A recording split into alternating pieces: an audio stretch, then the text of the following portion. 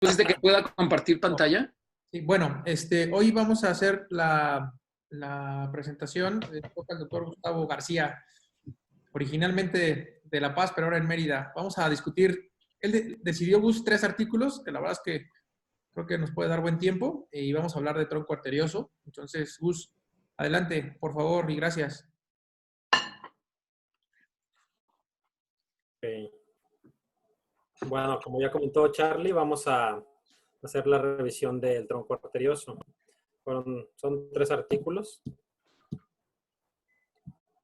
El primero es un estudio que se realizó en Australia. Aquí ven los resultados de 35 años en una sola institución, en el hospital Royal Hospital en Australia. El Royal Children's Hospital de Australia. Ellos refieren que hay pocas instituciones que tienen estudios a largo plazo de pacientes operados de tronco arterioso. Entonces, ellos se dedicaron y querían estudiar la mortalidad de estos pacientes, las morbilidades y los factores de riesgo que tenían estos pacientes, los más importantes tanto para mortalidad y reintervenciones quirúrgicas. Ellos en su estudio hicieron un seguimiento desde 1979 a 2014. Todos los pacientes que operaron fueron 171 pacientes. Este fue un estudio retrospectivo. Ellos definieron 2 mortalidades, mortalidad temprana y mortalidad tardía. La temprana pues era en los primeros 30 días realizada la cirugía, y la tardía hasta que después de estos 30 días o después de que se dieron de alta. Ellos utilizaron para sus pacientes la clasificación de Van Praag. Principalmente pues tuvieron pacientes tipo A1 y tipo A2. También estudiaron qué cardiopatías asociadas tenían los pacientes. Incluyeron la C y B como dentro del espectro del tronco arterioso, entonces esta no la pusieron aparte. Y también estudiaron las anomalías coronarias que pudieran tener los pacientes.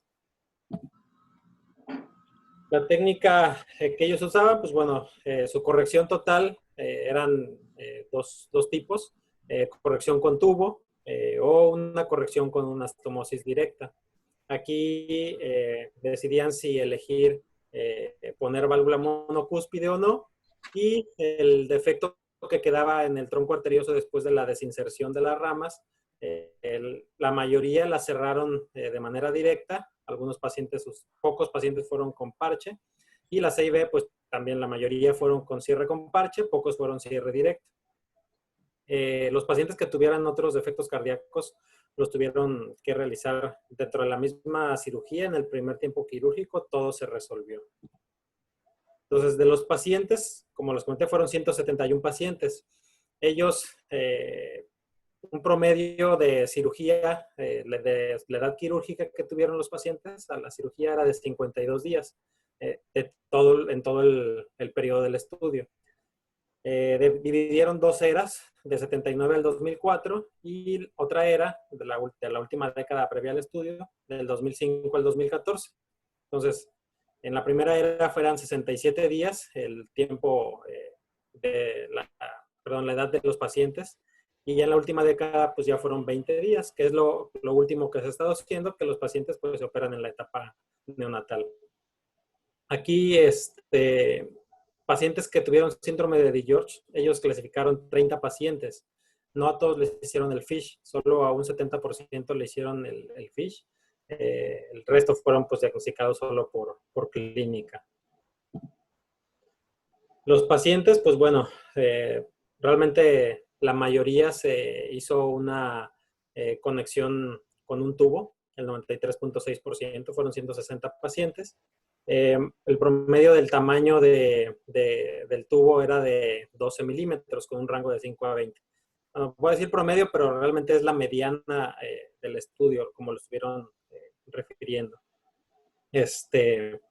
Y también, pues bueno, aquí vemos reparaciones de otras anomalías, el tipo de tubo que se utilizó. Los principales fueron los homoinjertos aórtico y pulmonar y tubo de Hancock.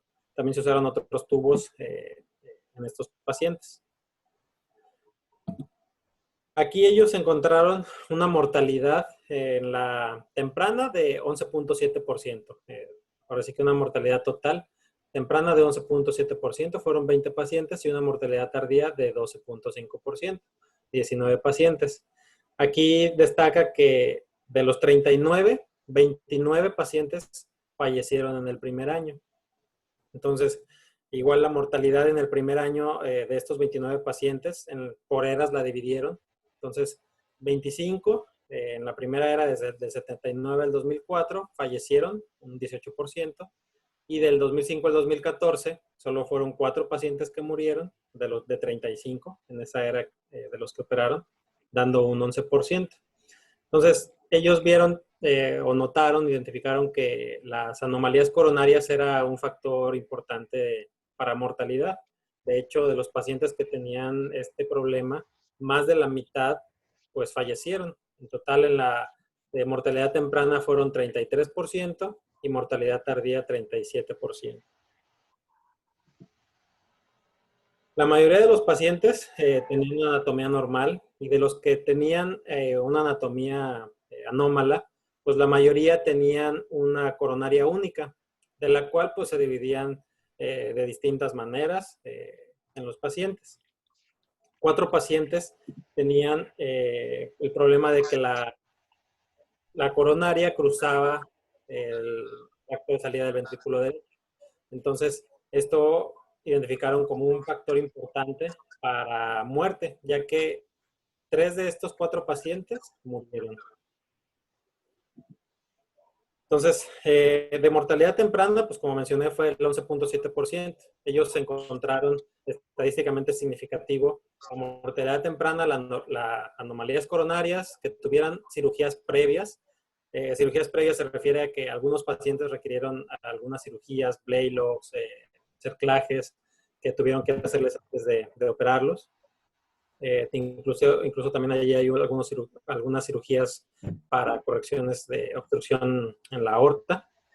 Y también identificaron como riesgo peso menor de 2.5 kilos al momento de la cirugía, y los pacientes que entraron a ECMO. De hecho, la mitad de los pacientes que entraron a ECMO fallecieron en los primeros 30 días. Entraron en total 14 y fallecieron 7. Y para mortalidad tardía, aquí ellos se encontraron únicamente con el análisis estadístico que hicieron midiendo el riesgo proporcional de Cox, el síndrome de DiGeorge como el más importante para mortalidad tardía. Aunque en el análisis univariado, pues también todavía las anomalías coronarias y de igual manera el ECMO, pues son factores importantes también de mortalidad tardía. Entonces aquí, esta es la curva de sobrevida de Kaplan-Meier. Entonces, ellos en todos los pacientes tuvieron una sobrevida bastante buena. Realmente a 30 años encontraron una sobrevida del 73.6%. A 20 años fue de 75.5%, y los primeros años pues la sobrevida era de 80.4%. El punto aquí que sí disminuía la sobrevida, pues eran los pacientes que tenían una anomalía coronaria. A 20 años, la sobrevida pues era de 21.9% en los pacientes que tenían este problema. Entonces ellos, identificando estos factores de riesgo, el uso del ECMO, que fue el principal que ellos encontraron, más un promedio de los pacientes usaban 5 días el ECMO, y el 71% falleció. Fueron 10 de 14 pacientes que estuvieron en ECMO. De los pacientes con síndrome de DiGeorge en la mortalidad tardía, 8 fueron por muerte tardía, 5 fueron por infección, 2 no se supo por qué, y 1 fue por una arritmia. Para la reoperación, los pacientes, pues bueno, tuvieron 114 pacientes, necesitaron 207 procedimientos. Más o menos la tasa la libertad de tener una recuperación a 10 años fue de 23.3% y de 3.2% a 35 años. Esto, pues, es casi todos los pacientes requirieron una reintervención. A 106 pacientes, 156 procedimientos en el tracto de salida del ventrículo derecho, más o menos a un promedio al 4.25 años. Se les hizo estos procedimientos. Aquí ellos también encontraron que el tubo menor a 16 milímetros era un factor importante para que los tuvieran que reoperar. Los pacientes que les hicieron anastomosis directa tuvieron que, a 5 años, solo libertad de recuperación era un 70.7% a 5 años y 47.1% a 20 años. No creo que a 10 años, perdón. Realmente aquí refirieron que a estos pacientes de anastomosis directa, solo a 3 les tuvieron que hacer en el primer mes de la cirugía, les tuvieron que poner un tubo, muy probablemente pues desde el inicio requerían colocarse un tubo. Respecto a cateterismos, no hubo una diferencia significativa para las reintervenciones. Y para reintervención en pacientes con problemas en el arco aórtico, fueron 5 pacientes a los cuales les hicieron 9 cirugías. En la válvula de troncal se tuvieron que realizar 20 cirugías a 20 pacientes en la cirugía inicial. A todos les tuvieron que hacer una reparación y solo a un paciente de estos le tuvieron que colocar una válvula de un injerto aórtico de 10 milímetros. 6 pacientes de todos estos pues fallecieron y a 9 tuvieron que reoperarlos más o menos en un tiempo promedio de 2 años de que se realizó la cirugía, tuvieron que hacer estas cirugías. El resto de 151 pacientes a los cuales no se les hizo procedimiento, después 14 requirieron cirugía en la válvula, más o menos en un promedio de 7.1 años fue el tiempo en el que requirieron una cirugía a estos pacientes. A todos los pacientes, casi al 130 pacientes se pudo hacer un seguimiento completo, 2 perdieron totalmente el seguimiento, pero sí tuvieron un buen tiempo de seguimiento los pacientes. Realmente vieron todos estos datos, las características de las obstrucciones que tenían, un gradiente máximo de 44 en estos pacientes. También valoraron la estenosis, que esto no fue un factor o algo que influyera para mortalidad, que esto sí en algunos estudios refieren que la estenosis o la insuficiencia de la válvula puede traer, es un factor de riesgo para mortalidad. Aquí ellos revisaron varios estudios en distintas eras. Los porcentajes de mortalidades, tanto temprana como tardía, son muy variables, ya que pues, hay estudios desde 1953. Entonces, los porcentajes son muy variados. Pero si tomamos el total, pues bueno, tenemos un total de todos estos pacientes que operaron en todos estos centros, tiene una mortalidad temprana de un 16% y una mortalidad tardía de un 8.3%. Aquí, pues bueno, ellos aquí hacen una división, dejan un periodo que no lo explican. Ellos dicen que de 1979 a 1995 la reparación, pues bueno, la hacían de manera electiva a los 2 o 3 meses de edad, un promedio de 71 días. Ellos aquí refieren que su mortalidad temprana era de 13.4% y la mortalidad tardía de 15.5%. Y en la última década que ya los pacientes se operan en promedio a los 20 días de vida, pues la mortalidad temprana bajó un poco a 11.8%, casi se mantiene casi igual, y la tardía sí mejoró en un 6.5%. Y lo que sí, como en muchos estudios también refieren, que la mortalidad en el primer año es la más importante. Aquí refieren que de 1979 al 2004 era el 18% fue la mortalidad en el primer año y en el 2005 al 2014 fue el 11%. Definiendo que, pues sí, en todos los estudios se refiere también que la mortalidad en el primer año es muy alta y ya después va disminuyendo. También refieren de las anomalías coronarias que los distintos estudios reportan presencias de hasta un 5 a un 20%, tomando particular importancia las que atraviesan el tracto de salida del ventrículo derecho, ya que al cruzar el ventrículo derecho, pues uno, se puede lesionar a la ventriculotomía o pueden comprimirse con el tubo. Al finalizar la cirugía, al cerrar el esternón, pues puede aumentar la compresión de esa coronaria. Entonces, recomiendan que se hagan tomografías preoperatorias para identificar bien las coronarias y poder entrar con un plan quirúrgico apropiado. Aquí ellos se refieren a interrupciones de arco aórtico. Encontraron varios estudios que tienen una alta mortalidad de los pacientes, pero ellos pues no tuvieron ninguna mortalidad de estos pacientes que tuvieron interrupciones en el arco aórtico. También lo que refieren es que sí, estos pacientes pues, pueden llegar a tener obstrucciones del arco aórtico y que van a requerir reintervención posterior. Ellos dicen y de alguna manera medio presumen que pues ellos quitan todo el tejido ductal, dejan la anastomosis sin tensión y esto les ayudó para que no fuera un factor para mortalidad en sus pacientes. Y lo de la insuficiencia valvular, como ya lo había comentado, hasta en los restos de estudios que revisaron, hasta un 25% de pacientes lo llegan a presentar, siendo un factor de riesgo para mortalidad, pero ellos pacientes no encontraron este dato, ya que fueron pocos los pacientes que se reintervinieron, entonces no fue estadísticamente significativo este problema. Bueno, este fue el primer artículo.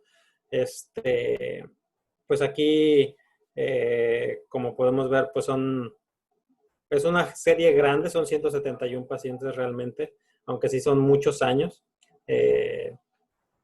Pero sí, pues bueno, lo que muestran mejoría es en la última década, donde ya mejoran el tiempo quirúrgico y sí disminuye la mortalidad. Bueno, ¿quieren que seguimos con el otro, Charlie?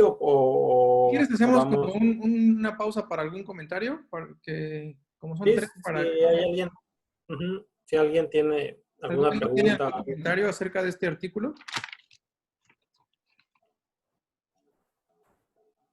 Bueno, yo nada más de las cosas que sí quiero valorar del artículo, lo primero es creo que el seguimiento es muy importante, o sea, hablan de un muy buen número de pacientes y el seguimiento a 30 años creo que es bastante importante y bueno, denotan dos cosas que a mí me llamaron mucho la atención.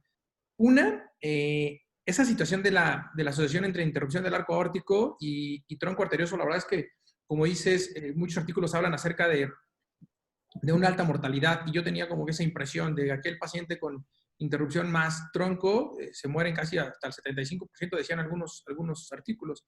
Pues la verdad es que aquí, bueno, parece que tiene una muy buena sobrevida. Y la otra, bueno, definitivamente falta ver, por ejemplo, eso que hablan acerca del ECMO, que aumenta el riesgo de mortalidad, creo que depende mucho también del programa, el momento, el tiempo, en qué condiciones, etcétera. Yo creo que el ECMO en algunos centros puede ser empleado a lo mejor en etapas tardías, y eso por supuesto que va a aumentar la mortalidad, pero valdría la pena saber cuáles fueron las indicaciones y en qué momento los metieron a ECMO. Y pues definitivamente esa mortalidad al año de vida por el problema del síndrome de DiGeorge, pues va siempre asociado a problemas de infecciones, ¿no? Que creo que eso es como el principal factor que ellos refieren. Y bueno, también otra de las cosas que a mí me llama mucho la atención es que al final del día, a 10 años de seguimiento, el 50% de los pacientes se les tiene que hacer algo a esa válvula, aunque no lo mencionaron como algún factor que incremente la mortalidad, ¿no? Eso es como lo que yo quiero agregar nada más. Sí, no, yo hablando de eso, de lo que dices del ECMO, Carlos, a mí me da la impresión de que para ellos era problema el ECMO, pero lo dejaron como que todavía en la primera etapa, ¿no? Como que en la segunda etapa ya nada más se fueron a que lo importante eran las coronarias y la presencia de DiGeorge. Pero en la primera etapa sí hablaban de las coronarias, del ECMO, pero yo sí creo que se ve más o menos marcado. Y también la reparación temprana, porque cualquiera diría, bueno, digo, a mí la verdad lo que me llama la atención del artículo y aunado al otro artículo, al otro que también es de una represión multicéntrica, es que sigue siendo una patología con alta mortalidad, con prácticamente 100% de reintervención. O sea, yo creo que cuando operemos un tronco arterioso tenemos que estar muy, muy conscientes de que es una patología que lo voy a acabar reoperando y que por sí sola tiene alta mortalidad. Aquí, bueno, pues se analizan más los factores anatómicos, igual que otros casos o que otras patologías, tratando de ver qué parte de la anatomía es la que más influye en la mortalidad. Pero bueno, partimos de la base de que los manejos están bien, de que los niños llegan a tiempo, de que se trasladan bien, etcétera. O sea, esa mortalidad asociada en nuestros medios, en nuestro medio, al diagnóstico, al manejo, al traslado, a la disponibilidad de recursos, pues también hay que sumársela. Entonces, pues sí, ni modo, es una patología que todavía, aún a ellos, con tanto tiempo de seguimiento y con tanta escuela y tanta curva de aprendizaje, la mortalidad sigue siendo alta y no se diga la reoperación, ¿no? Incluso habría que ver, bueno, analizan ahí el tipo de conducto, etcétera, etcétera. Yo creo que con otros estudios habría que ver no solo las reoperaciones, si es una, dos, tres o cuántas reoperaciones son, ¿no? Eso por un lado. Y por otro lado, también ver que muchos niños sí están asociados a síndrome de Di-George. Entonces estamos reparando la cardiopatía, tenemos que ver qué hacer lo que creamos que más va a durar y pues estar conscientes de que se va a tener que reoperar a lo mejor no solo una, sino varias veces, ¿no? Nada más, ¿no? Sí, aunque digo, en este y en el otro artículo, la verdad es que la sobrevida de la reintervención es bastante buena. O sea, la mayoría les va bien después. No, claro, sí. Sí, no, bueno, pero exacto, cuando llegas a una mortalidad ya estabilizada, que ya haces a un lado los problemas de manejo, pues las reoperaciones no implican, o sea, son parte del manejo. Entonces, ya eso está bastante estandarizado el manejo, precisamente reoperarlos para salvarles la vida, ¿no? Bueno, perfecto. ¿Algún otro comentario? ¿Nadie?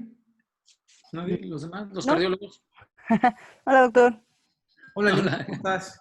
Ya, Bien, sí, bien, bien. ya la vi hace rato. Gusto Sí, saludarte. gracias. No puedo ahorita poner mi cámara, pero pues no, la verdad es que lo que comentan es cierto, ¿no? El seguimiento a largo plazo es lo más importante. Pareciera que ha disminuido la mortalidad en los últimos años y tiene mucho que ver con las técnicas, pero pues siempre nuestra aprobación no es la ideal, ¿no? Siempre llegan ya muy tarde, no son los candidatos ideales, como dicen ellos, operarlos al diagnóstico prácticamente. Sí. Ahora, mortalidad en el primer año de 18% no es baja, ¿eh? O sea, y en ningún lado. O sea, y es el otro que también es multicéntrico, también tiene mortalidad alta. O sea, por sí solo el tronco arterioso, en las mejores manos, tiene una mortalidad en el primer año del 18%. ¿No? O por lo menos lo más bajo del 10, 11%. 11, que es la última. No, 11 fue el último que pusieron, ¿no? Sí, bueno, exacto.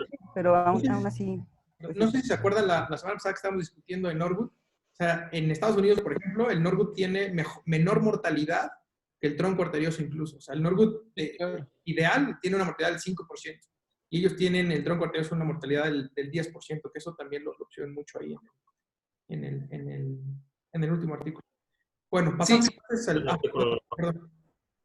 No, incluso precisamente yo lo que, bueno, esto yo creo que es al final con todos. Habría que ver investigación más bien del miocardio, de cómo está, de cuando se forma el tronco arterioso, al tener la CIB tan grande y estar manejando los dos ventrículos a una sola arteria, qué tan desarrollados quedan ambos ventrículos. Sí sé que están excluyendo a los que tienen diferencia en tamaño de ventrículos, ya que cambian a ser univentricular, etcétera, pero yo creo que de todos modos hay que investigar. O sea, líneas de investigación básica van a ser las fibras miocárdicas, los factores genéticos, por qué se asocia al síndrome de George y cosas de esas, y qué tanto tienen repercusión esas partes genéticas también en la función que en un momento dado condicionan la mortalidad, ¿no? Pero bueno, eso ya es a futuro. Sí, claro. Otra cosa ahí en el artículo, bueno, muchos pacientes, los que no alcanzaban a llegar a un procedimiento quirúrgico, también eran excluidos, ¿no? Entonces, eso también habría que ver que van muy asociados a factores genéticos, como dice el doctor. Casi un cuarto de los pacientes de los que sobreviven los primeros días de vida tienen asociación con síndrome de George, ¿no? Entonces, junto con van otros síndromes, que también hay otro artículo donde los mencionan los diferentes tipos de síndromes, y que asociados con este tipo de cardiopatía más las complicaciones propias de cada una de las malformaciones van sumando la mortalidad, ¿no? Entonces, pues es complejo y pues así es como hay que entenderlo, ¿no? Ahorita, a pesar de, como dice el doctor, las mejores manos, el mejor cirujano que lo realice tiene una mortalidad alta, ¿no? De acuerdo. Bueno, Bien. el siguiente. ¿Algún otro comentario? Bueno, pasamos entonces al siguiente, Gus, porfis. Sí. Gracias. Bueno, el siguiente, vamos a ver una técnica que proponen en el hospital en Nueva York. Una técnica para mantener la anatomía de las arterias pulmonares intacta. Entonces ellos hacen una modificación. Pues bueno, ya estableciendo que la corrección en los últimos años ya se ha establecido que se debe hacer en el periodo neonatal. Esto, aunque pues se ha visto que disminuye la mortalidad, aún hay pacientes que, pues bueno, requieren reoperaciones asociadas, tienen estenosis en las ramas pulmonares, refieren que se encuentra la estenosis en las anastomosis distales, al momento de desinsertar las ramas y en la anastomosis, pues ahí se forman las estenosis y los pacientes van a requerir dilataciones o incluso hacer reconstrucción quirúrgica de estas mismas. Entonces ellos en su estudio pues quieren mantener la anatomía de la arteria pulmonar sin hacer una desinserción de esta misma. Entonces ellos clasificaron sus pacientes como tipo 1 y tipo 2 a los pacientes a los cuales les podrían hacer este procedimiento. El tipo 1, pues bueno, los pacientes que tenían el tronco bien formado y la bifurcación de las ramas, y el tipo 2, en pacientes, no eran todos los tipo 2, pero los que sí podían entrar al estudio eran pacientes que tenían las dos ramas pulmonares adyacentes y hacia la izquierda del mismo tronco. Entonces, su objetivo era pues dejar las ramas en la posición normal y la rama izquierda iba a servir para hacer una bifurcación nueva. El ellos aquí en la técnica pues hacen su abordaje normal en bomba. Entonces realizan una incisión en el tronco arterioso en palo de hockey, extendiéndose hacia la rama pulmonar izquierda. Posteriormente ellos colocan un parche para dividir en donde está la arteria pulmonar.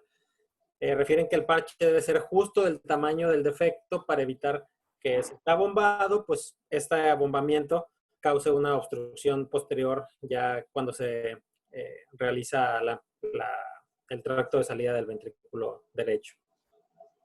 Y también aquí refieren el sitio donde se hace la ventriculotomía, por donde ellos cierran el defecto en el tabique ventricular con un parche. Refieren que usan Gore-Tex con surgete continuo. Hacen el cierre de la CIB a través de la ventriculotomía. Y posteriormente, esta incisión que se hizo en el tronco y se llevó hacia la rama izquierda de la pulmonar, pues serviría para hacer la anastomosis y la bifurcación de las ramas. Entonces ellos preparan el injerto con particular importancia a la valva anterior de la válvula mitral, que va a servir como un domo en el ventrículo, como se observa aquí. Inician la anastomosis proximal en la ventriculotomía y dejan la válvula de la mitral como un techo o tomo sobre la ventriculotomía. Después, pues ya terminan la anastomosis en el sitio donde se hizo la incisión, extendiéndosela hacia la rama pulmonar izquierda, quedando de esta manera. Aquí ellos, pues bueno, refieren esta angiografía donde se observa que pues las ramas quedan de buen tamaño, sin ningún dato de estenosis, que llegaran a requerir algún procedimiento. Entonces ellos a sus pacientes refieren que cuando salieron de cirugía, pues los mantuvieron hiperventilados, hiperoxigenados y con sedación durante 12 a 24 horas en promedio.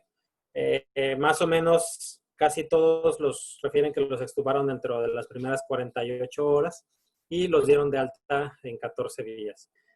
Ellos basan su técnica o su modificación a su técnica quirúrgica a estudios ya desde hace 20 años, la técnica de Barbero Marcial, donde de igual manera él pues referían poner un parche entre el tronco y la arteria pulmonar, y después únicamente esta incisión se bajaba hacia el ventrículo para después solo colocar un parche encima, ya sea lo referían con una válvula monocúspide. Entonces, ellos modificaron la técnica agregando que ya se pone el homoinjerto, que refieren que el homoinjerto aórtico pues es el que les da mejor resultado. Ellos aquí fueron 22 pacientes los que les hicieron esta técnica, sin tener alguna mortalidad ni hospitalaria. Los pacientes aparentemente siguen vivos después de su cirugía. Este mismo estudio ellos ya lo habían publicado en otra revista y eran 16 pacientes, y después agregaron otros 6. Estos fueron todos los pacientes. La mayoría eran tipo 1, solo hay 2 que fueron tipo 2. Y pues bueno, aquí se observa el gradiente pico que han tenido los pacientes. Sí hay unos gradientes algo altos, realmente probablemente ya requirieron reintervención. Y refieren que la mayoría pues tuvieron un buen seguimiento. Aparentemente aquí tienen un seguimiento hasta de 11 años. Entonces, aparentemente han tenido buen seguimiento los pacientes. Y pues ellos ponen esta técnica como una buena técnica para los pacientes para disminuir los riesgos de reintervenciones tempranas en los pacientes. Como aquí vemos, ellos a la mitad de estos pacientes, pues ya les hicieron un poco más de la mitad de los pacientes ya les tuvieron que hacer una reintervención quirúrgica. Entonces, a 10 años, al menos la mitad de estos pacientes ya fue reintervenido para hacer alguna cirugía en esta técnica. Entonces, ellos recomiendan este cambio para mejorar un poco estos datos tanto de las reintervenciones en estos casos, más que nada, y proponen esta técnica. No sé si alguien tenga alguna pregunta, comentario. ¿Algún comentario? Sí, yo creo que por lo que entendiste, más bien lo están proponiendo uno para que quede toda la anatomía, buscando que no haya estenosis de las ramas y que puedan poner un tubo, que es el homoinjerto, de un tamaño lo suficientemente grande para retardar lo más que se pueda la reintervención en el tubo.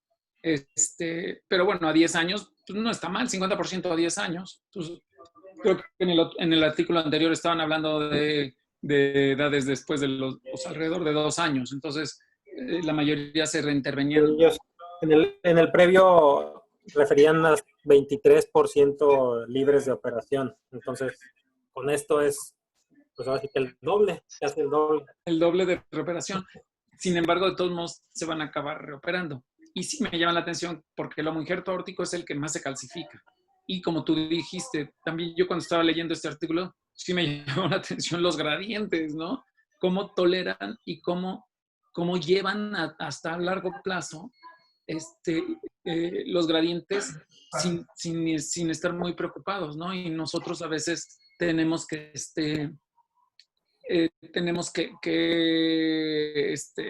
estar viendo que en el ecocardiograma están viendo ya el gradiente de 20, 25, ya, híjole. Y más que nada a mí me llamó la atención porque no sé qué tanto, pero yo creo que en el postoperatorio inmediato, cuando dicen, no, es que está haciendo falla, o en los primeros días, en los primeros meses de postoperatorio, no, es que ya tiene gradiente, hay que reoperarlo, va a fallar, ya tiene estenosis de las ramas, ya tiene... A ver, espérame, ellos están tolerando gradientes hasta de 50 milímetros de mercurio no, hasta más, ¿no? Había por ahí algunos gradientes más altos Sí. y pues ya más o menos se las llevaban tranquilas, ¿no? Yo creo que eso, bueno, habría que ver, ¿no? Habría que ponernos de acuerdo realmente qué tanto de gradiente se va a tolerar. Y y bueno, la posibilidad de usar un homoinjerto, él también en que sí dilatan algunos por cateterismo, ¿no? Entonces, finalmente el tipo de tubo que se use va a ser también importante, ¿no? Entonces, pues bueno, este artículo es concretamente una técnica en la que no movilizan la arteria pulmonar, separan el tronco con un parche y para dejar la arteria pulmonar en su sitio ponen un homoinjerto que agarra el chanfle así la forma específica para acomodarse hacia el tronco o para formar el tronco de la arteria pulmonar lo más anatómicamente posible, porque incluso hablan de que con esto los pueden cerrar a todos los pacientes, ¿no? Que no les tienen que abrir el tórax. Sí, dicen también lo de que comentaba de las calcificaciones, ahora sí que les quitan la mayor cantidad de tejido al homoinjerto para disminuir estos eventos de calcificación que pueden favorecer las reintervenciones, ya sea por cateterismo o cirugías nuevas. Sí. Creo que a mí me tocó ver un par de casos de estos y creo que la parte anatómica suena bastante interesante. O sea, utilizan el homoinjerto aórtico, precisamente como dice el doctor, por la angulación. Pero yo pongo ahorita como en la mesa, y esto tiene que ver con este artículo y con los previos y el próximo, el uso del Gore-Tex. Me tocó ver uno con homoinjerto aórtico y otro con Gore-Tex y la verdad es que se acomoda muy bien. Ahora, valdría la pena también ver, ellos lo hacen por la estenosis de las ramas y mantener mucho la anatomía de las ramas de la arteria pulmonar. ¿Cuál sería? Porque, por ejemplo, en los otros artículos no hablan mucho, muy específicamente de estenosis en las ramas. Hablan de gradientes, de estenosis, etcétera, pero no sabemos cuál es como el índice realmente de obstrucción de las ramas de la arteria pulmonar. Pero bueno, si es un poquito menos de anastomosis, probablemente la parte de las ramas y el uso del Gore-Tex. Creo que eso es como la ventaja de esta técnica. Pero también no se puede utilizar en todas las cirugías, ¿no? En todos los tipos de tronco. Que eso también sería como una limitante, aunque el más frecuente es tipo 1 y tipo 2. Pues sí. Exacto. Sí, de hecho decían tipo 1 y algunos tipo 2. Solo fueron 2 pacientes tipo 2 los que metieron. Muy bien. ¿Algún otro Yo creo que tiene que ver con no meterte cerca de los orificios de las ramas, ¿no? Que de una u otra forma dejas bastante tejido, te alejas sobre todo del orificio de la rama derecha. Entonces, usas parte de la rama izquierda y algo que podría ser el tronquito nativo de la arteria pulmonar para hacer la anastomosis, y entonces el hoyo de la rama derecha queda hasta allá y eso permite a lo mejor crecimiento del tejido, ¿no? Para que no se formen las estenosis. Pero bueno, eso, yo de todos modos, cuando estaba viendo esto, pensé, bueno, cuando usas un tubo de Hancock, y que tienes que ya entrar y cambiar el tubo de Hancock, el chiste del tubo de Hancock es que después lo puedes cambiar y no poner tubo, no poner nada más que hacer una plastía y ahí aprovechas para ampliar las ramas y yo creo que el siguiente paso es ver qué tipos o sea, no solo pues, libres de reintervención, de la primera reintervención, sino ya a sabiendas de que la mayoría les vamos a tener que reoperar. En la reoperación, para cambiar el tubo, para ampliar el tracto de salida, para quitar la obstrucción, para lo que sea, sobre todo enfocado a esto, al tracto de salida del ventrículo derecho, ¿cuántos niños con qué técnica en la reintervención están libres de otra segunda reintervención, ¿no? Eso es lo que va a haber que analizar a futuro. Sí. O sea, ya sé que todos los voy a tener que reintervenir. Bueno, pues ya hasta lo puedo programar y todo. Ok, ahora cuando ya lo reintervine, ya lo dejé libre, ya sin obstrucción, ahora a ver cuánto me dura eso, ¿no? Y el plan sería que ya fuera para toda la vida, ¿no? Como en un fallout. Ujú. ¿Alguien más iba a comentar algo ahorita? ¿Linda o alguien? No, no Ok. tengo comentarios. Bien. Linda, Gaby está por ahí. ¿Sigue Gaby? Ah, no, es que si quería que tú opinaras algo sobre los gradientes. Sí, bueno, la verdad es Si que podías opinar sí, algo, pues. perdón. Sí, la verdad es que en cuanto a los gradientes, vamos, la valoración ecocardiográfica tiene que ir más allá de solo medir un gradiente. La verdad es que lo que a veces nos hace tomar la decisión de reintervenir un paciente, que como ya dijeron, la mayoría de estos pacientes lo va a requerir, es también un poco cuando ya vemos algo de disfunción ventricular derecha, cuando es evidente que ya por la calcificación o por los cambios que ya comentaron, hay una evidencia de que hay una disminución de calibre que es evidente. Y vamos, no solamente son los gradientes, porque sabemos que estos, a final de cuentas, son significativos, pero no es el único valor que nosotros vamos a tomar en cuenta para decidir intervenir en pacientes, sobre todo por lo que dicen, son pacientes que se tienen que reintervenir casi todos y la idea es tratar de hacerlo o posponer la reintervención lo más que se pueda, ¿no? Porque si no son pacientes que a los 2, 4 años ya se están teniendo que reintervenir y pues la idea no es esa, ¿no? Sino tomar en cuenta todos los demás factores como la función, sobre todo, pero hay en ocasiones, sobre todo a partir de este artículo que menciona la deformación de las ramas también, pues hay en ocasiones en donde muy tempranamente vemos que hay deformación hacia las ramas, que es evidente y que ahí sí no va a haber alguna otra situación que resuelva la obstrucción más que una reintervención, ¿no? Ya sea por cateterismo o por cirugía. Pero sí, solamente puntualizar eso, es más que solo el gradiente la mayoría de los casos. Sí, claro.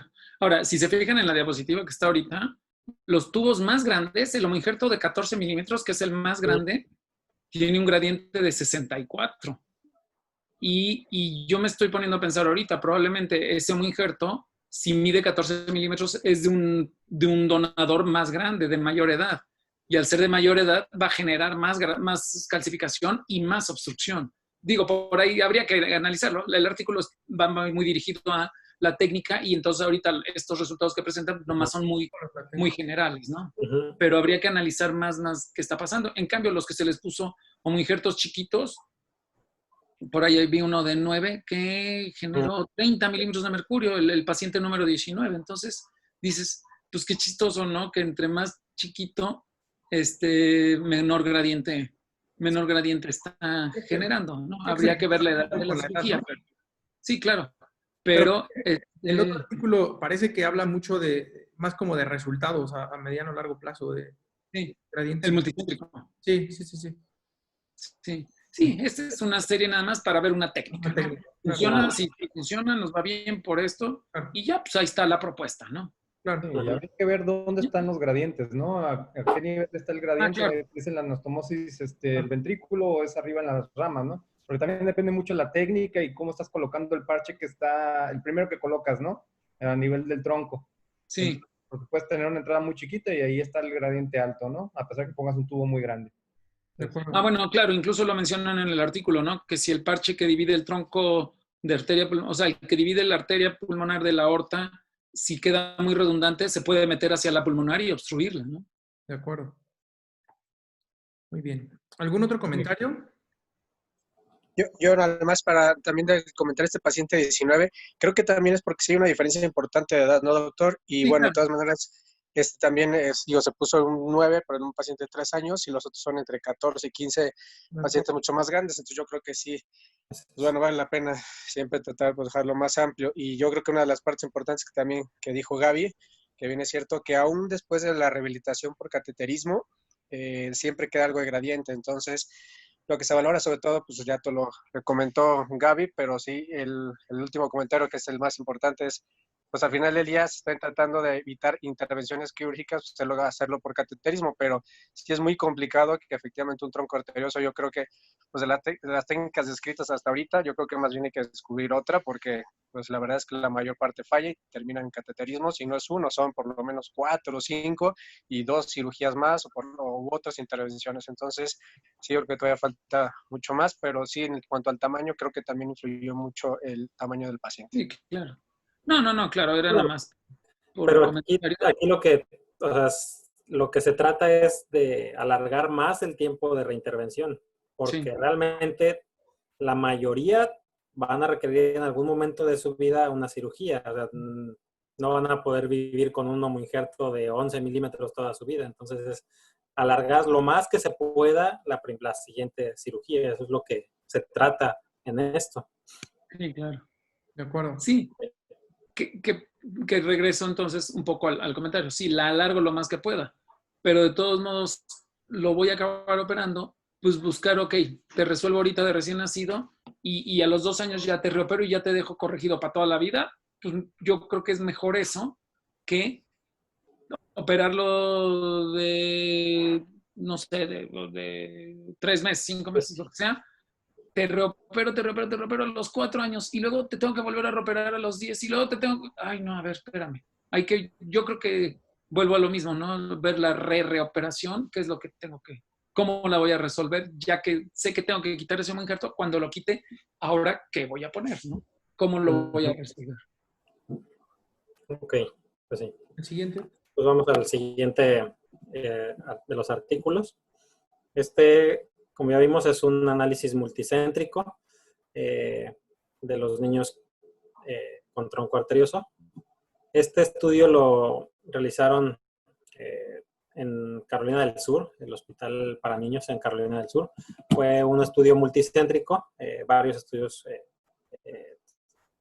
centros se añadieron a este centro compartiendo sus datos para realizarlo. Entonces, como vimos en los artículos previos, pues sí hay muchos artículos y muchos porcentajes que se refieren a la mortalidad paciente con tronco arterioso de un 2 hasta un 15%. Incluso en el primer artículo veíamos que algunos era más del 15% la mortalidad. Entonces, algo que se sabe pues es que casi la gran mayoría de los pacientes pues van a terminar en reoperación. Entonces, esto es un factor que pues que presenta una gran morbilidad que va a ser a largo plazo algo importante. Entonces, no hay estudios multicéntricos para esta patología, ni mucho menos algunos que den resultados a mediano y a largo plazo de estos pacientes. Entonces, ellos quisieron hacer este análisis para mostrar estos resultados que tenían los pacientes a mediano y largo plazo, establecer los factores de riesgo, tanto para muerte como para reintervención.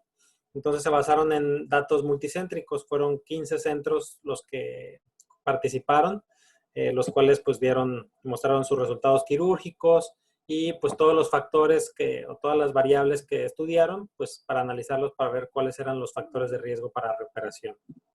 Estos son los 15 centros que contribuyeron a este estudio.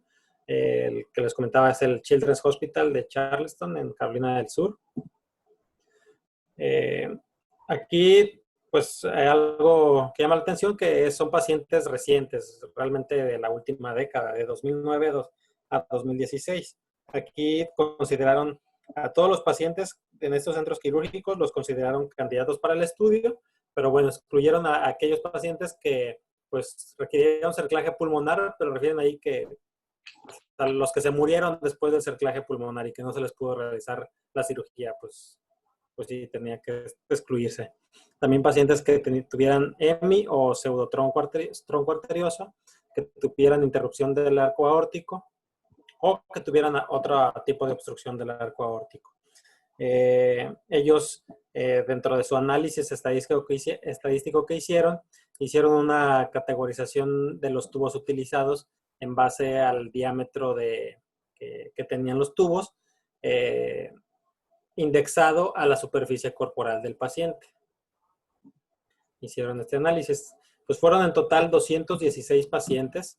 Aquí refieren que 201 pacientes les hicieron la búsqueda de la lesión del 22q11, encontrándose casi a todos se la realizaron. Entonces encontraron que 61 pacientes tenían esta alteración genética. Un total de la muestra pues solo fue el 28%. También encontraron en promedio, o la mediana de la edad a la cirugía era de 10 días. Realmente pues eran recién nacidos, muy pronto les hicieron la cirugía. De esos 216 a 37 pacientes requirieron un procedimiento inicial en la válvula del tronco. Aquí, de los pacientes que requirieron ECMO, fue un 10%, fueron 22 en total de esta serie de pacientes. Aquí también pues, nos muestra cuántos pacientes, qué tipo de conducto se usó. Principalmente pues usaron homoinjerto pulmonar, y de igual manera se utilizaron aórtico y refirieron aquí con Tegra, que fue el que hicieron la comparación en el estudio. Aquí, ellos aquí muestran igual de la misma manera como en el análisis previo, pues la mayoría se mueren en el primer año. El total de muertes, pues en el primer año fueron 25 pacientes murieron en el primer año. Y ya después solo hubo otras 10 muertes después en el seguimiento de estos pacientes. Entonces, coinciden los datos de que en el primer año, pues la mayoría de los pacientes fallece. Aquí era el 70% de los pacientes que fallecieron fueron en el primer año de vida. Entonces, ellos aquí hicieron la comparación entre los pacientes vivos y los pacientes que tuvieron mortalidad tardía, que fue lo que ellos más se adentraron a analizar. Pues fue que los pacientes que tenían síndrome de George era estadísticamente significativo para que los pacientes pues tuvieran la mortalidad tardía, e incluso los pacientes que tuvieran ventilación mecánica previa a la cirugía también lo consideraron como un factor importante en los pacientes. También otro valor estadísticamente significativo fue a los pacientes que les hubieran hecho traqueotomía antes de que se fueran del hospital, y a los pacientes que tuvieron que reoperarlos por alguna falla en la técnica, excluyendo el sangrado. También estos pacientes fueron un factor de riesgo para la mortalidad. Hicieron aquí un análisis de regresión multivariable para los factores de riesgo de mortalidad tardía. Solo encontraron, como ya habíamos visto, el síndrome de George y la traqueotomía como los más importantes en este análisis de regresión. Aquí ponen, el ECMO no fue estadísticamente significativo con el valor que ellos dejaron de 0.05. Aquí fue de 0.07. Incluso vemos en el análisis previo que en el análisis comparativo de las dos variables, de los vivos y los que fallecieron, era 0.06. Entonces, aún no es estadísticamente significativo para el estudio, pero pues sí representa un dato importante también para los pacientes. También esta es la manera en que indexaron a los pacientes con el tamaño del tubo, lo indexaron a metros cuadrados. Los indexaron a menos de 45, 45 a 50, 50 a 55 y más de 55. Entonces, ellos encontraron que entre más pequeño era este índice, pues iban a tener más probabilidad de que se tuvieran que tener una reintervención quirúrgica. Aquí estas son las características de los tubos que utilizaron. Estas son las medianas, igual. De homoinjerto pulmonar, pues el tamaño en milímetros era de 10, pero ya indexado quedaba de 50. Casi en el homoinjerto aórtico y pulmonar fueron igual, Solo en el Contegra fue un poco más alto el indexado, hasta 54. De estos pacientes que se reintervinieron fueron la mitad de la serie, fueron 102 pacientes los que requirieron reintervención. Más o menos el promedio de la reintervención, pues en los que fueron homoinjerto, sí fue un poco más pronto, fue a los 12 y 13 meses después de la cirugía. ¿Qué reintervención era? Pues ya era si fuera cirugía o si fuera algún procedimiento por cateterismo. Y ya después, para reemplazo quirúrgico, ya sí se extendieron los homoinjertos a 23 y 26 meses. Aquí estas son las gráficas de las probabilidades, tanto de realizar alguna intervención en el conducto o un reemplazo del conducto. Entonces, casi las gráficas son muy similares. La roja y la azul son de los homoinjertos y la verde es del Contegra. Realmente, pues, ambas al final, pues se van acercando para el reemplazo.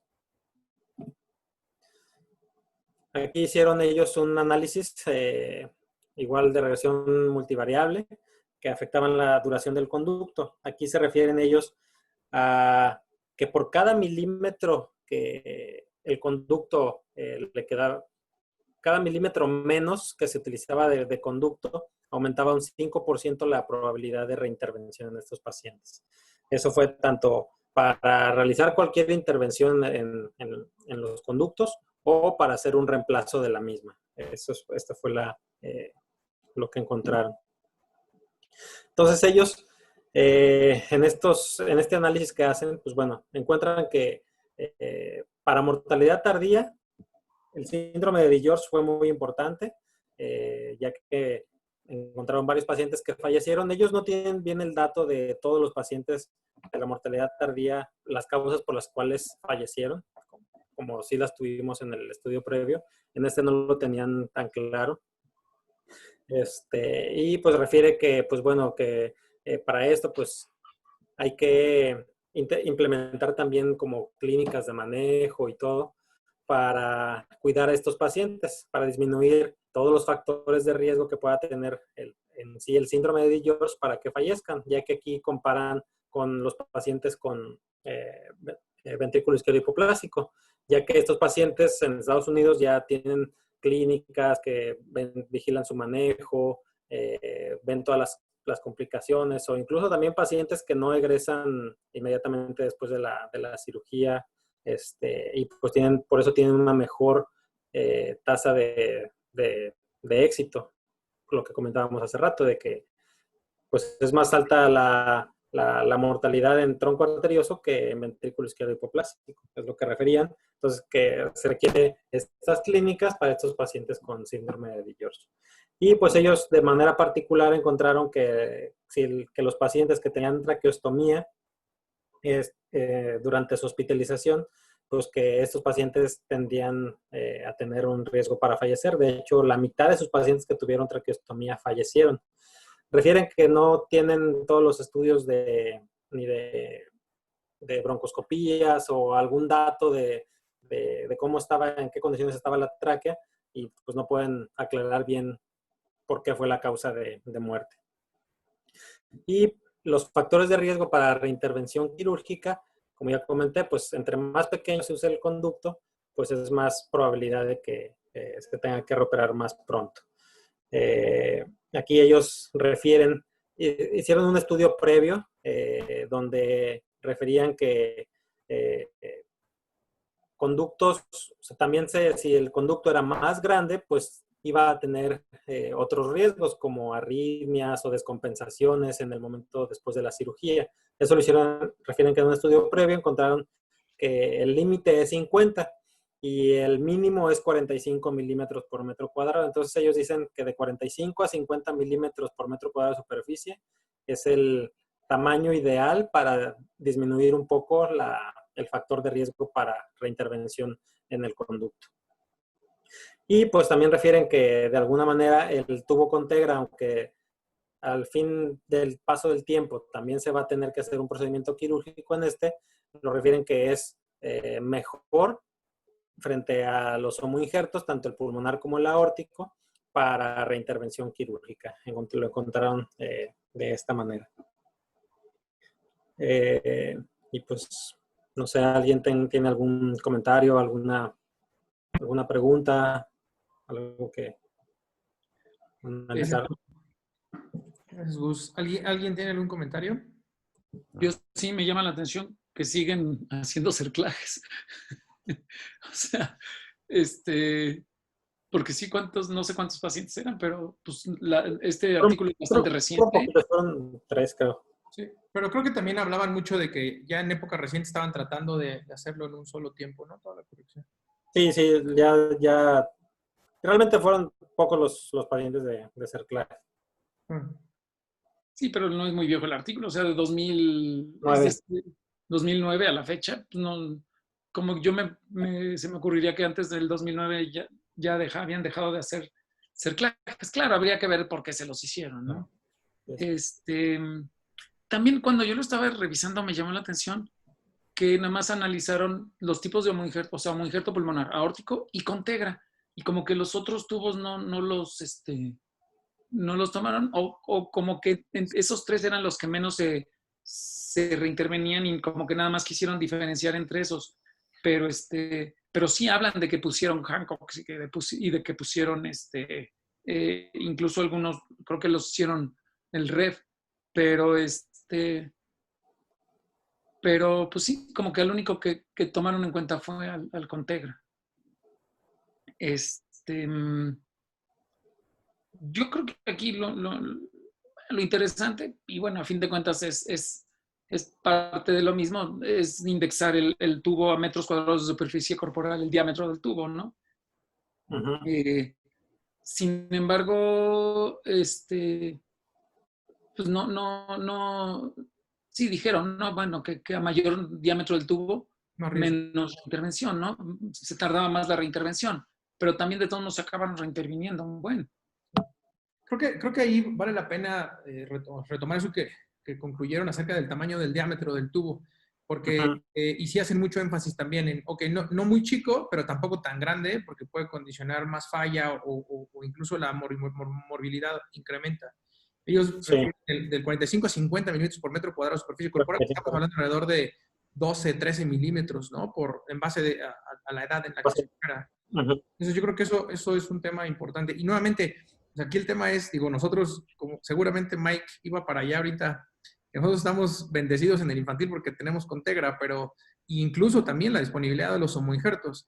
Yo nuevamente, digo, aquí poner en la mesa y probablemente en algún momento vale la pena tocar el uso de los tubos valvulados de masa con Gore-Tex y sobre todo ahora ya con la posibilidad de que existen esos tubos que se pueden dilatar en algún momento. Entonces creo que esa parte es como de las cosas que a mí me llaman la atención. La otra es, obvio, ellos hablan de la traqueostomía, pero yo creo que la traqueostomía va más bien relacionada a una mala evolución, porque no, o sea, ellos también dicen, no referimos cuáles fueron los criterios para hacer la traqueostomía al paciente. O sea, si podríamos ser muy estrictos, aquel paciente que tiene 7 días intubado ya tendría que tener una traqueostomía. Yo creo que va más relacionado a una mala evolución, falla, no se puede progresar, etcétera, etcétera. Que eso es creo que de las cosas que ellos también mencionan mucho ahí. Nuevamente, creo que esa parte de la reintervención a 10 años, casi el 50%, bueno, pues no está en duda. Pero de las cosas que a mí me llaman, digo, y un poquito conceptualizando ya la generalidad, es que estos pacientes la mayor mortalidad la van a tener en el primer año de vida y hay una alta mortalidad en el posoperatorio inmediato. Que todos se van a tener que reoperar y que la reintervención, la mortalidad es casi nula, ¿no? Entonces, creo que el tema de estos artículos hablan mucho del posoperatorio inmediato y el primer año de vida con las morbilidades asociadas, ¿no? Entonces, creo que ahí la parte creo que eso es algo que a mí me llamó mucho la atención de esto en general. Sí. Sí, yo, de hecho, ahorita que estaba yo revisando aquí mis anotaciones, de los que estamos aquí ahorita de cirujanos, ¿quiénes estamos? A ver, darme cuenta. Mandé. Bueno, ahí están Mike, Memo, Carlos, Oscar, Gus, yo, ¿quién más está de cirujano? Nubia, Somos toda la prole. Moy, Estás muy Roger. Bueno, Somos toda la prole, Chief. a ver, ya, aquí, pregunta de cirujano. Tienes un niño que lo operaron de tronco arterioso en otro hospital. Ya, está obstruido el tubo y se lo vas a tener que cambiar. ¿Cuál prefieren cambiar? Contegra, Hancock, homoinjerto aórtico, homoinjerto pulmonar, tubo de Gore-Tex o un niño que le hicieron un RED, o sea, una reparación sin tubo, una reparación del piso ventricular. ¿Cuál de todos esos prefieren? Lo tienen que reoperar. Dices, chin, de todos estos, con el que, ok, le entro ya con más confianza y No, creo pero- que le voy a resolver en la reoperación ya su problema mucho más definitivamente. Realmente no existe, o sea, no hay un conducto ideal que pueda reconstruir, o sea, es mucho de preferencia. No, por eso lo tienes que cambiar. Yo, Ya como el peor, o sea, ya no ver cuál es el mejor, sino de estos, o sea, ya sabemos que ninguno es el ideal y que todos se tienen que recambiar. Ok, ¿cuál es el menos malo para recambiar? bueno, yo tuve la Yo experiencia. prefiero bueno, a ver su experiencia. Yo tuve la experiencia de manejar los homoinjertos que en mi época eran, yo creo que muy asequibles. Me gustó mucho la experiencia del procesamiento que teníamos y sobre todo, ¿se acuerda, doctor, que hicimos por ahí algún trabajo experimental con criopreservación que nos daba histológicamente un tejido que pese a muchos años de haber sido criopreservado, se veía, una vez que se procesaba para tomar muestras, se veía como si hubiera sido un injerto recientemente obtenido. Me gustó mucho trabajar con los homoinjertos, pese a lo que mucha gente critica, que su durabilidad, el porcentaje de calcificación, pero creo que es una muy buena opción para hospitales donde no contamos con esos recursos. Desgraciadamente, para obtener un homoinjertos tenemos que estar inscritos a un programa de trasplantes y eso nos limita mucho la disponibilidad de los homoinjertos, pero creo que en un medio donde sabemos que un Contegra, por ejemplo, que es un gran injerto que es muy moldeable, lo podemos aprovechar mucho, es un injerto de Contegra, pues cuando no tenemos la posibilidad de obtener o de costear un injerto de ese tipo, pues creo que el injerto no es despreciable en cuanto a la utilidad práctica y sobre todo los beneficios de poderlo obtener con mucha más facilidad, ¿no? Yo creo que yo le apostaría que yo prefiero a lo mejor cambiar un homoinjerto y no sé qué tanto lo compararía con el Contegra. Creo que el Contegra es insisto, pues un gran injerto por la plasticidad que nos brinda. Ya para recambiarlo, yo creo que incluso es mucho más sencillo que un homoinjerto, ¿no? Pero bueno, a mí no me desagradó nunca el hecho del empleo de un homoinjerto. Ok. Ahora, pero no, hace poco tuvimos que cambiar un Contegra, ¿no? Yo no entré, pero sí se tuvo que hacer algo ahí en un Contegra, ¿no? ¿Quién entró? ¿Te acuerdas, Carlos? Creo que Sergio lo operó. No, doctor, no me acuerdo. Ahora, el homoinjerto que se estenosa se cambia fácil y se resuelve fácil. Pero el injerto que se dilata, el homoinjerto que se dilata, se hace un aneurisma horrible. Entonces, no nomás es qué injerto tengo para recambiar, sino cuál es la causa del recambio, ¿no? Si es por estenosis, bueno, pues le quito todo el calcio y todo. Pero hace poco también nos tocó reoperar un homoinjerto, pues creo que hasta era pulmonar, pero que estaba calcificado y lo acabamos quitando y poniendo, creo que un tubo de Gore-Tex o algo así. No, porque aquí viene la otra. Ok, ya tengo el homoinjerto, el tubo que tengo del ventrículo derecho a la arteria pulmonar y ahora lo tengo que recambiar. Ya independientemente, pues, lo tengo que recambiar el que le hayan puesto. El que le haya puesto el maldito cirujano que se lo puso y que me lo mandó a mí. Porque a fin de cuentas, yo creo que más que nada en ese sentido, por eso iba la pregunta. ¿Ustedes qué tubo van a preferir usar para que cuando lo tengan que recambiar no cueste trabajo? Y ahí, bueno, ya implica otras cosas, dejar preparado el campo, que no sangre mucho, ponerle a lo mejor un Gore-Tex encima, cerrar pericardio cuando se pueda, asegurarse que no se pegue al esternón, todas esas cosas, ¿no? Que bueno, eso, pues a lo mejor la técnica que presentaste en el artículo de no quitar, de preservar la forma, eso ayuda a que no se pegue mucho y cuando lo tenga que recambiar no tenga yo tantos problemas. Pero bueno, viene la otra, ya tenemos hemodinamia.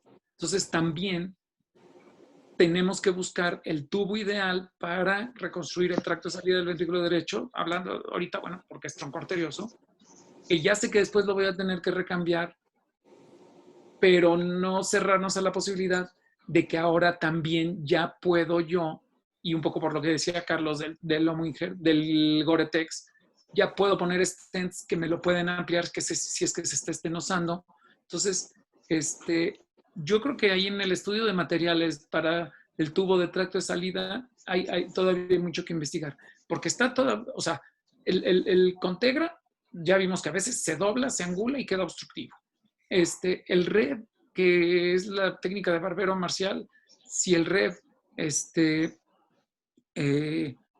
o sea, si fueran tantas las bondades del REV, pues todo el mundo haría REV y ya no se estarían usando tubos valvulados. Y no es cierto, no creo que sea la técnica más usada para el tronco arterioso. Entonces, pues ahí hay como que muchas líneas hacia dónde irse. Y para colmo, como centros únicos, no se consiguen casos. O sea, el que más tiene de 170 en 30 años, ¿no? ¿Cuántos? El de Australia. Y esto es porque fue multicéntrico y lograron juntar muchos pacientes. Pero bueno, pues tronco arterioso sigue siendo una patología rara, con muchas maneras de reparar, que hay que tomar en cuenta muchas otras cosas.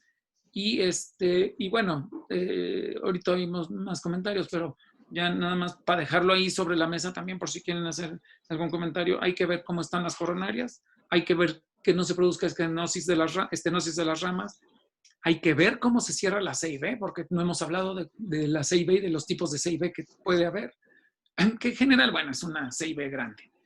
Y también, y le mandé yo a Carlos unos artículos, faltó también analizar la válvula troncal, que también por ese lado, porque hoy que hemos aprendido mucho de tronco arterioso, de cómo repararlo y de qué técnicas usar, la válvula troncal también tiene mucho que ver, aunque en uno de los artículos hablaban de que la insuficiencia, en el primero, ¿no? La insuficiencia de la válvula troncal pues, fue bastante tolerada y no le hicieron mucho caso y la reparaban y ya. Pero también tiene su chiste la válvula troncal y muchos pacientes se están presentando con insuficiencia de la válvula troncal. Y es un factor de riesgo, aunque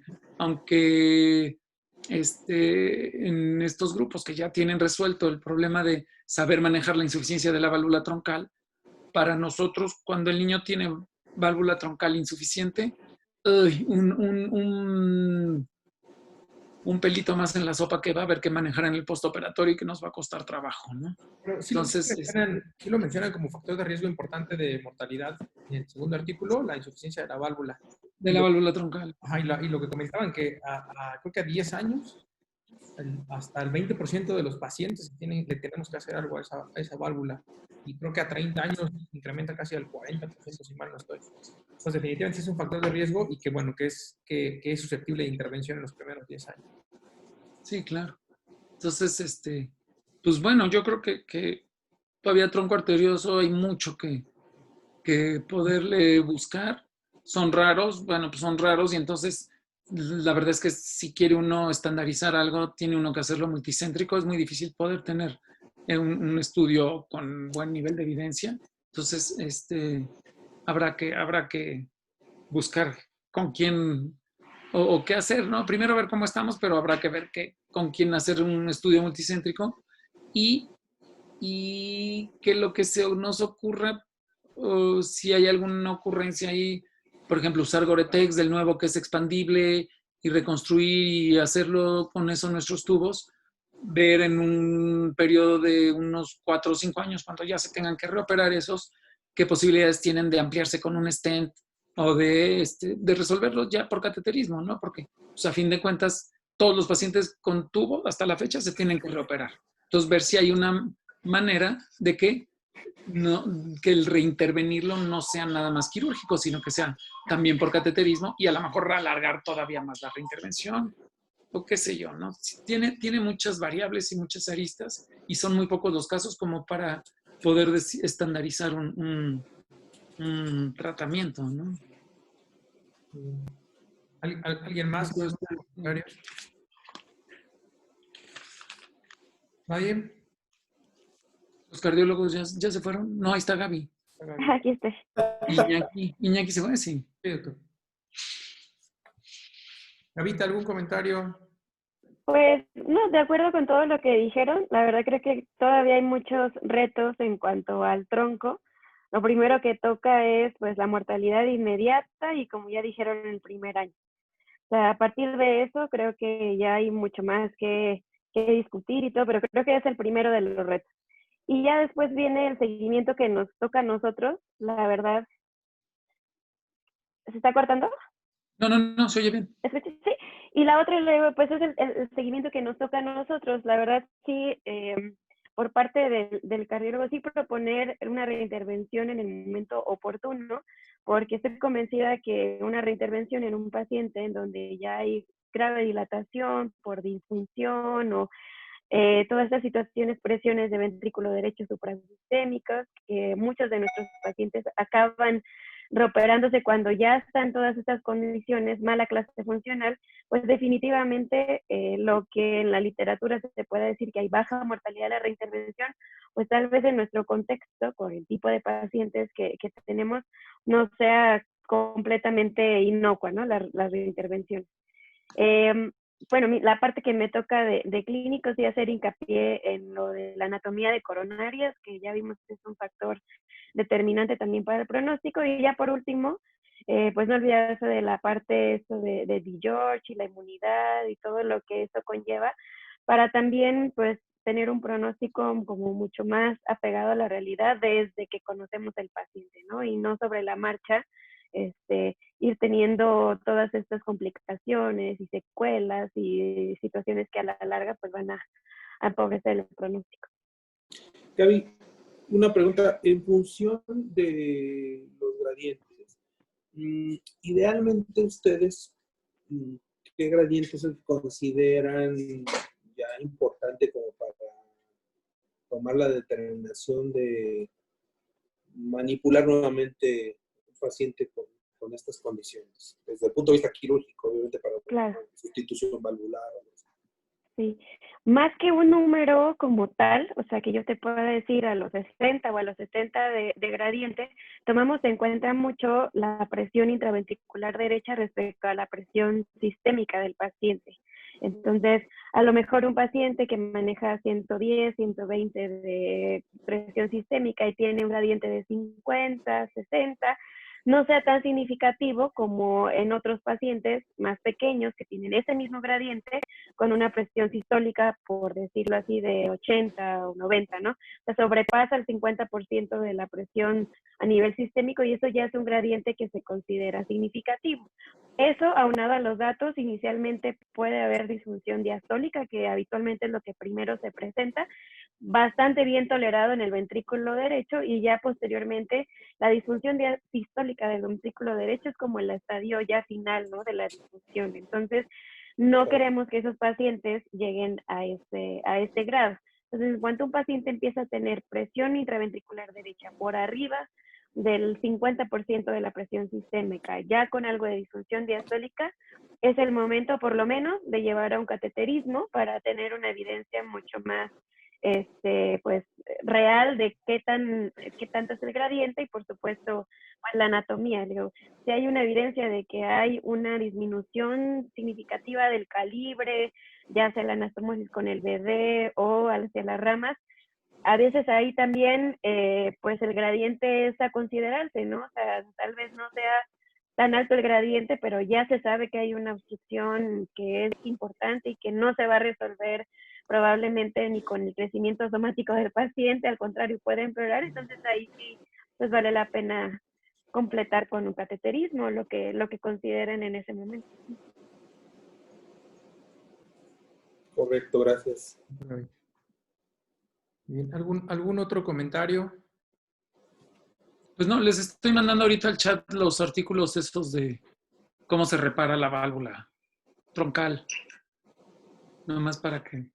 Yo creo que con los 3 que mandó Gus y algunos, y estos 2, tenemos ya una visión más panorámica de tronco arterioso, aunque bueno, habría que buscar muchas otras cosas, ¿no?